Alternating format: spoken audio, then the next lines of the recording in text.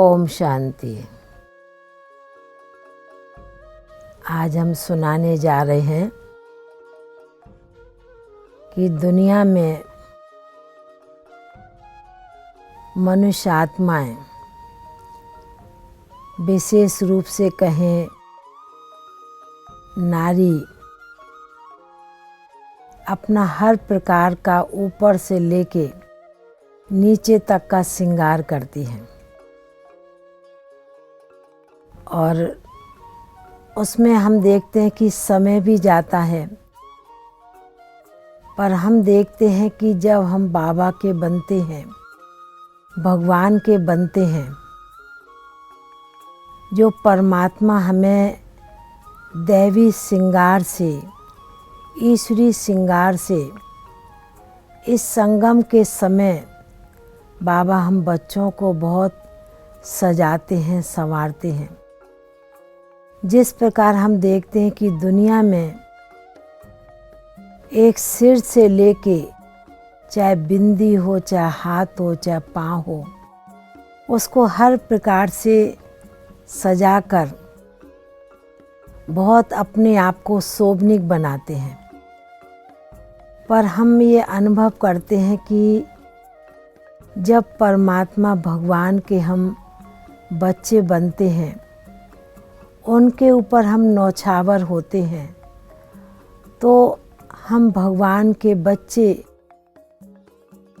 बच्चों को भगवान किस प्रकार सबसे पहले हमें अपने मस्तक पर एक आत्मस्मृति का तिलक लगाता है। आत्मस्मृति में रहना हमें सिखलाते हैं, उस स्वरूप की याद दिलाते हैं। तो सबसे पहले परमात्मा हमें आत्मस्मृति की बिंदी लगाकर आत्म स्वरूप में स्थित रहना सिखलाते हैं। दूसरा, दुनिया में नैनों का भी श्रृंगार करते हैं, पर हम देखते हैं कि जब हम बाबा के बनते हैं, भगवान के बनते हैं, हमारी दृष्टि रूहानी बन जाती है। उस दृष्टि से हमारी सृष्टि कहें एकदम बदल जाती है। जिस प्रकार कहें दृष्टि के ऊपर कि कैसे परमात्मा हमारी दृष्टि से सृष्टि बदलते हैं और इन नैनों के द्वारा, इन पलकों पर परमात्मा हमको बिठाकर अपने घर ले जाते हैं, अपने साथ ले जाते हैं। तीसरा, हम गले का भी श्रृंगार करते हैं। श्रृंगार तो कई प्रकार का करते हैं, पर परमात्मा हमें इस देही श्रृंगार से नहीं सजाते, बल्कि परमात्मा हमें एक बहुत सुंदर दिव्य गुणों की माला पहनाकर, दिव्य गुणों का हार पहनाकर हम बच्चों को एक बहुत सुंदर दिव्य मूर्ति बना देते हैं।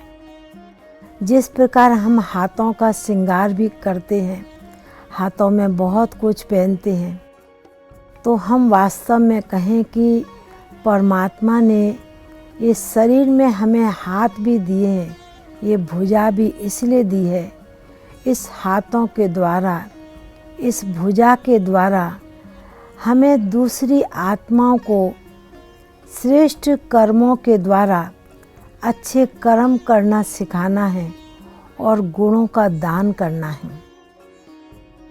मुख के द्वारा भी मुख की सजावट करते हैं, श्रृंगार करते हैं। तो परमात्मा हमें साथ साथ यह भी कहते हैं कि भगवान ने मुख दिया है, इस मुख के द्वारा आप बच्चों को सदैव मधुर वाणी, मीठी वाणी बोलकर सभी को मुग्ध कर देना है। इसी प्रकार पाँव का भी श्रृंगार होता है।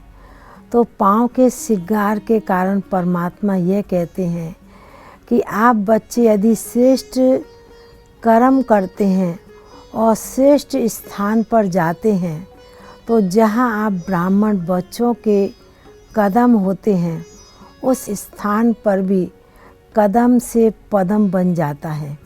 उस स्थान पर जाने से हमारा वो स्थान भी बहुत पावरफुल बन जाता है।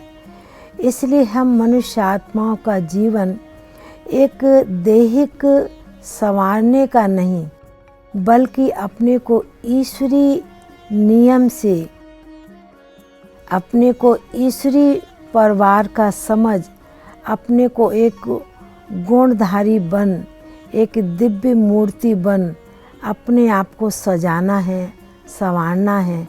तभी हम भविष्य में देवताई पद भी प्राप्त कर सकते हैं और देवताई गुण धारण करेंगे, तभी हम भविष्य में भी देवताई घराने में भी जाएंगे और अपने को सर्वगुण संपन्न 16 कला संपूर्ण कहलाने लायक योग बन जाएंगे।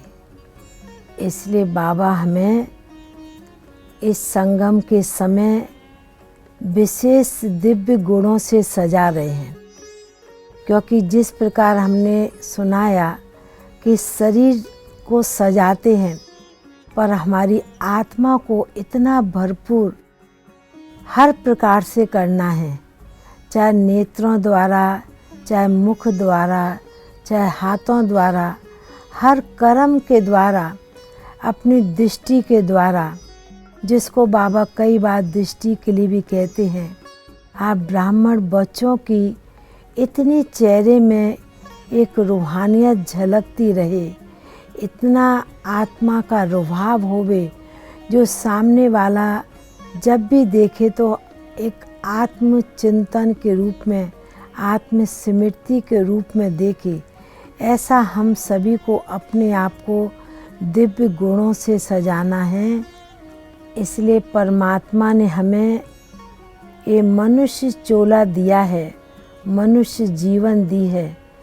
इस जीवन को हम एक ईश्वरीय परिवार, ईश्वरीय श्रृंगार के रूप में, एक दैवी श्रृंगार के रूप में अपने आप को सदैव सजा कर, संवार कर चलाना है। जो हम कहीं पर भी जाएं, किसी स्थान पर भी जाएं, तो हमारे चेहरे से, हमारे चलन से, हमारे बोल से ऐसे लगे कि कोई ये आत्मिक शक्ति है, कोई दैवी शक्ति है। ऐसे हमारे नैन, हमारे बोल, हमारे कर्म, हमारी एक्टिविटी से दूसरों को ऐसी महसूसता हो, ऐसी भावना हो। ओम शांति।